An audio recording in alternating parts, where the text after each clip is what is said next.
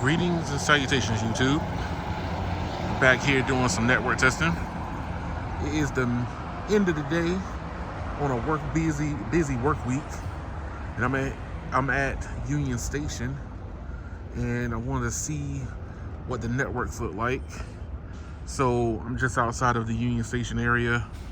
It's kind of busy. Let's see if I can zoom in on this one. This is the closest cell site that I see that overlooks Union Station. And I believe that this is being powered by Verizon and AT&T because of the RSRP values that I'm seeing. And so, since Verizon is directly overlooking the area, they do have the advantage on this speed testing day.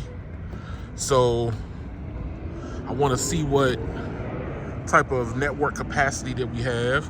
I think T-Mobile is going to be the hardest of the three. There's no small cells in this area. DC doesn't primarily do small cells. So let's see here. Let me show you where I'm at. Just out the circle of Union Station. This area gets very compacted of people. So capacity wise, this has to be on point when it comes to being able to serve all the people that's coming off the trains, looking for, Ubers and Lyfts and whatever rideshare company that you prefer. They all have to kind of serve these three major carriers and their MVNO counterparts also. So if you are Total, Metro by T-Mobile, Mint, Cricket, all those got to be served in this one little area. And this is what we're going to try to look at right now. What type of capacity do we have with these carriers? Oh, don't want AT&T to go to sleep. So AT&T, T-Mobile, Verizon. And before we hit the speed test, as you can see, the reason why I said Verizon has the upper hand on this one is they're on band 66, 15 megahertz. And as you can see, the RSRP value is negative 69. So that is their serving cell site. They might be sharing it with AT&T, which is negative 84 on band 66. And then T-Mobile is negative 89 or negative 90 on N41 standalone. So I have not seen standalone for Verizon or AT&T yet. All standalone for T-Mobile. Now, performance-wise, I've only done a couple of test hits, only to make sure that I've got connection so I can do the testing. But I'm kind of curious to see. I drive through every once in a while, dropping customers off, and I want to see what is possible on the networks. But this is my first time sitting here doing a direct speed test. Speed.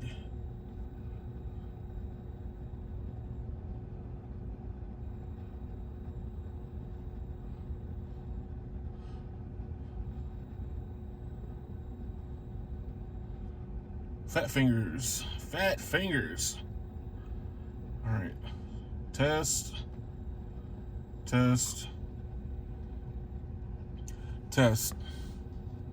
AT&T has decided to join the game. Thumbs up. We started to think secondly of AT&T here. They won't really showing up to the fight. All right, so AT&T at 175.3 down with very good latency and 28.4 megabits up, 2 millisecond ping here in Washington. T-Mobile is at 265.4 down and 34.4 up with a 14 millisecond ping.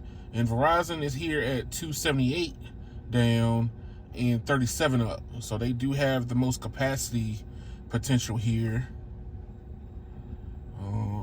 Didn't get a chance to see if they got N77, but more than likely they do. I don't think that they're just doing 276, 278 off of band 66 only. So let's get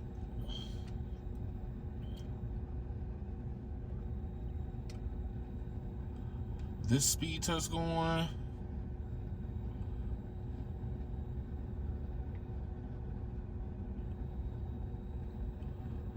And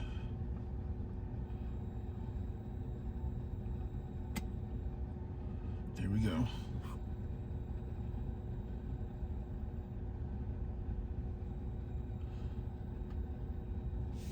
One, two, three. All right, so N77, negative 92, negative 89, at 60 megahertz, and they're got a 100 megahertz band for them also.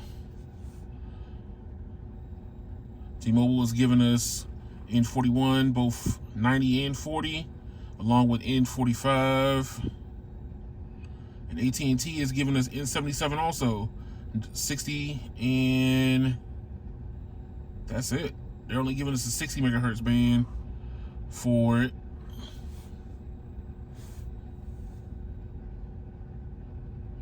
So there's no millimeter wave for Verizon over here. They haven't put in any millimeter wave small cells at all. So this is all N77. This is all just mid-band for them. They're covering it very well. So 623 down, 58 up, 21 millisecond ping. T-Mobile,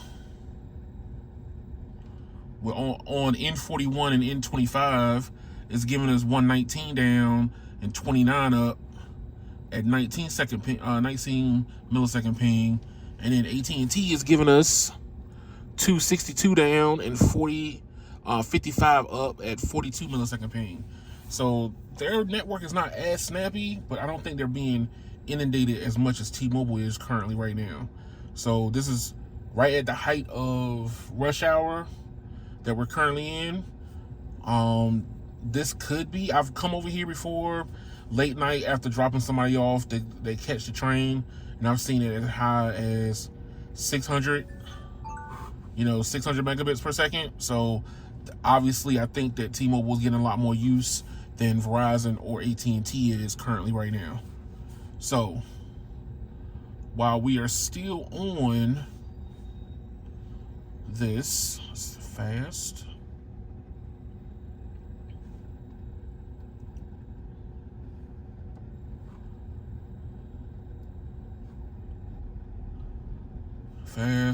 and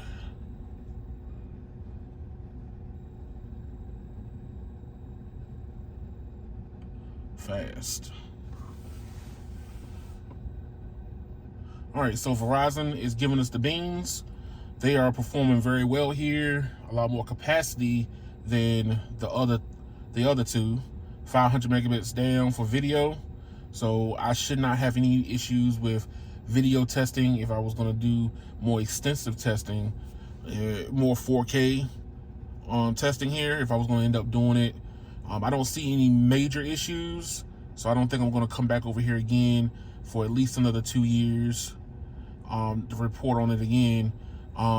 T-Mobile doing the same, 430 down, and they're roughly looking like Verizon, even though they're probably being inundated a little bit more than the other two are. And AT&T at 130 down, N77, 60 megahertz for AT&T, and doing it on band 2 also.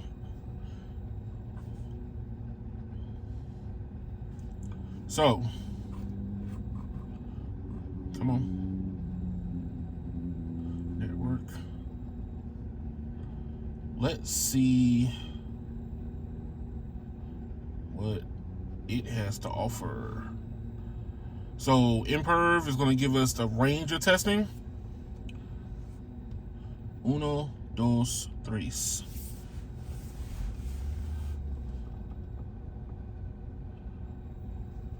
Verizon is performing very well here. So that serving cell is doing a lot of heavy lifting for them, overlooking the whole area.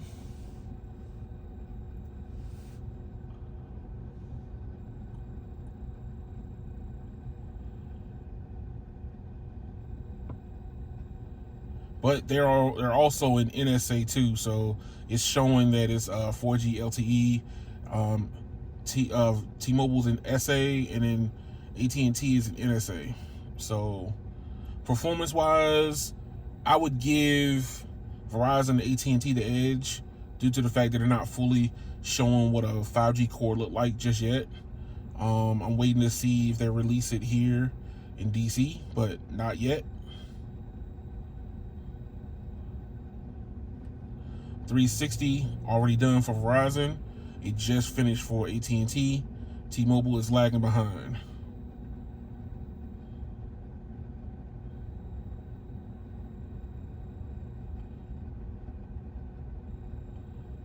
All right. 720. Verizon just finished. While we're waiting up for the other two, 888 down, 66 up, 54 millisecond ping. AT&T 172 down, 84 up, and 42 millisecond ping. And T-Mobile, last of the class. Come on.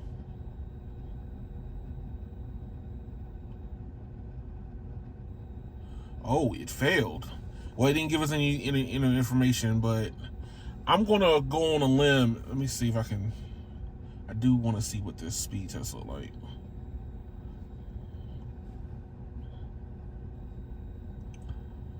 I do want speed testing results more than anything.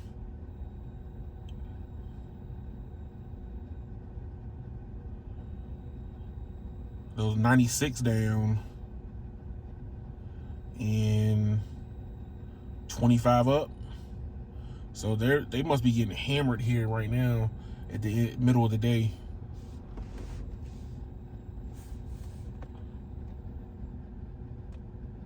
Well, T-Mobile failed that test. They're not looking so hot.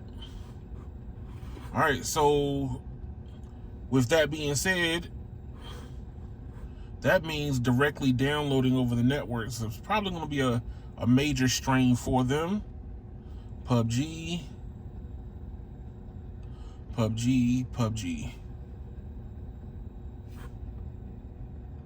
Install.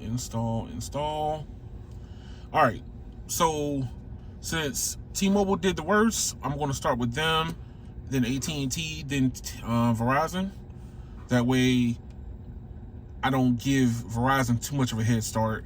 Maybe they might end up just blowing them out the water. So, 1, 2, 3. All right, here we go. AT&T 5, T-Mobile 5, Verizon 16. 38, 11, 24. 62, 20, 37. 90, 30, 50. Verizon has finished. AT&T is halfway done, and T-Mobile has not left the building yet. So they Verizon, from what I can tell, Verizon has the area covered. I'm waiting to see what they're gonna do with standalone. It's gonna probably be some time before. Other cities have already starting to deploy N77 as standalone, from what I can tell. But currently, right now, as you can see, the performance gap is showing as you get more dense. Verizon is showing that their network prowess is on show here at Union Station. So T-Mobile, you got to step it up. AT&T, I thought that they were going to be asleep at the wheel, but apparently they showed up a little bit. As you can see, they already finished downloading, and T-Mobile just finished. So I'm kind of pleased with what I'm seeing from both AT&T and Verizon. But T-Mobile, as somebody who likes their service and has more cell phone lines on their service than the other two, this is kind of a disappointing setup for them. They could have more users on, but that's still not a good excuse. But thank y'all for watching. Like, share, and subscribe to the YouTube channel. Leave your comment. Tell me what you think. What you think could have been bogging T-Mobile down. Or do you think that, hey, T-Mobile's network is just not up to snuff? Give me your opinions. I'm curious to see what you think.